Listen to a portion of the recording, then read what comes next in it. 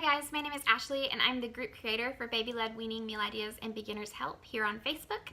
I just wanted to get on here and talk about the difference between baby-led weaning and traditional weaning. Is there a difference? What's the difference? And which weaning route is right for you? So today we're going to start with the traditional weaning route. So what is traditional weaning? So traditional weaning is what you think of when most of us that are now having children, the way we were fed, the way babies have been fed for a very, very long time.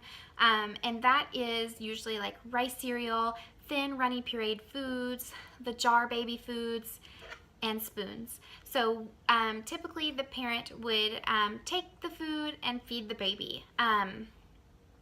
Usually they started between, around 4 months. Some started a little earlier, some a little later. And you always started with the runny pureed foods and no little, solid foods. That is traditional weaning.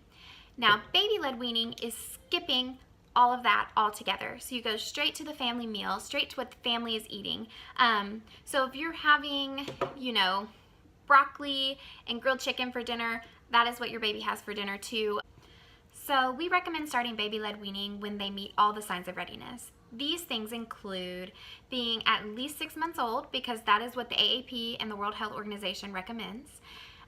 Also being able to sit unassisted, especially in the high chair. You don't want them flopping or leaning, because when they're self-feeding, you don't want them slouching in the chair. You want them to be able to sit upright, so if they need to gag, they can kind of have the trunk strength to kind of thrust themselves forward to really dislodge any food that they get in the back of their mouth.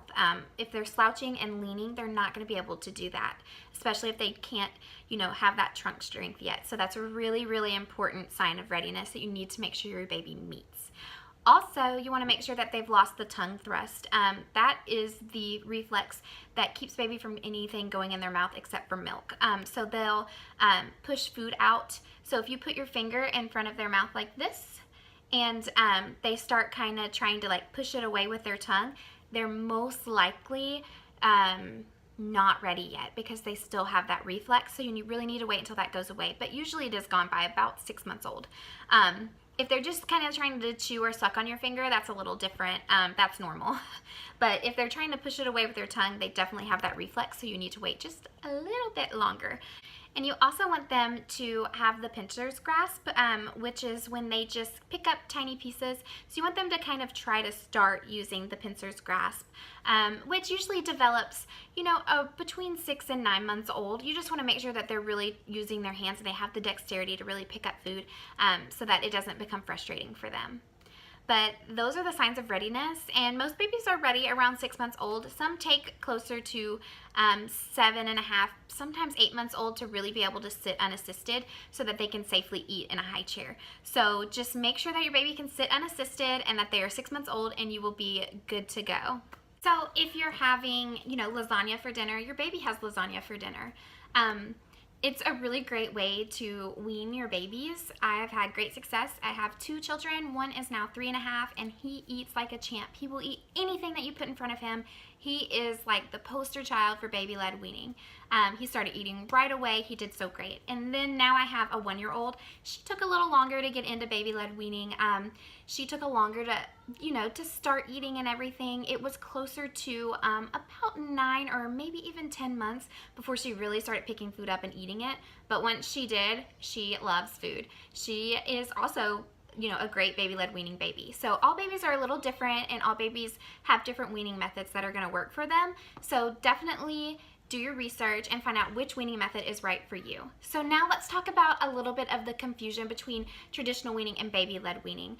A lot of parents or caregivers think that baby-led weaning is just starting with, these pureed foods, soft foods, mashed foods, going into like mashed potatoes, or really shredding up things like really, really small for baby to pick up and eat.